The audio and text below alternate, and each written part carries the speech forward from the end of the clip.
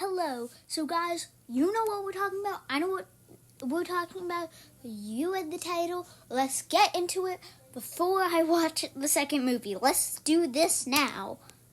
So the story is about a girl named Riley who moves to a new town and is very unhappy. It's one of the most overdone cliches in every movie. It's like, oh, this new movie is coming out by this underdog studio. Hopefully they can deliver. Now it's one of these stories. But then someone decided in that boardroom, yeah, let's do that. But what if we showed the emotions inside her head, what she was actually going through? Who is that person in that boardroom who made that decision? That's probably the best decision, or else this would have been a generic movie. This was perfect. And it explains the story, this brilliant story, in a way that even a child couldn't understand. Since Riley goes through a very tough time, they decide to show that she is sassy and angry all the time because Joy and Sadness get out of headquarters. A young child might not understand why she's mad that she's moving because they probably have not moved and experienced that. But, Joy and Sadness get bumped out of headquarters. Now she can't feel happy or sad. That makes so much sense to everyone. Even if you're not even following the Riley plot, it makes sense because, Joy and Sadness are now out of headquarters. She can't feel happy. And it explains it in a way basically anyone could understand.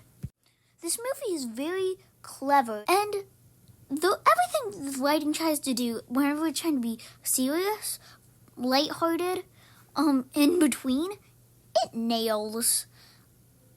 The characters literally being the physical form of one emotion should have less depth than every character in cinema history. How do they have more depth than most characters? I swear, whoever wrote this movie, I gotta go see what their other projects are and just start speed watching their movies. Joy makes you love her, hate her, but also understand her all at the same time. And she is Joy. She's literally Joy. But she has so much more to her than just happy, happy, happy. She has a legitimate reason why she kind of pushes people away, like Sadness. Speaking of Sadness feels like the most empathetic person ever.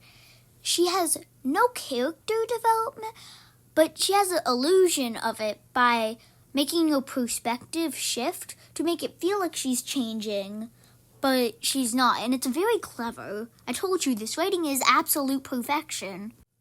Bing Bong is... Who's your friend who likes to play?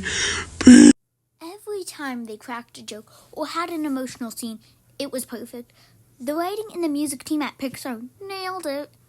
Oh, and speaking of the music, it's like they saw how old music in non-musicals sounded the same, and they decided to give it a vibe. And I have never, ever seen any movie come even close to having music that good. The music can make me super happy, and it can also make me really sad. Who's your friend? No, not again! Honestly, I have been watching so many reviews on this movie, and they have always said they've loved this movie the moment it came out, and it makes so much sense. A child could love it. It's beautiful, got pretty colors, super vibrant, nice visuals, nice music. But then I hear these adults writing these reviews saying that they didn't realize that it was harmful to tell their child to just stay a happy little child.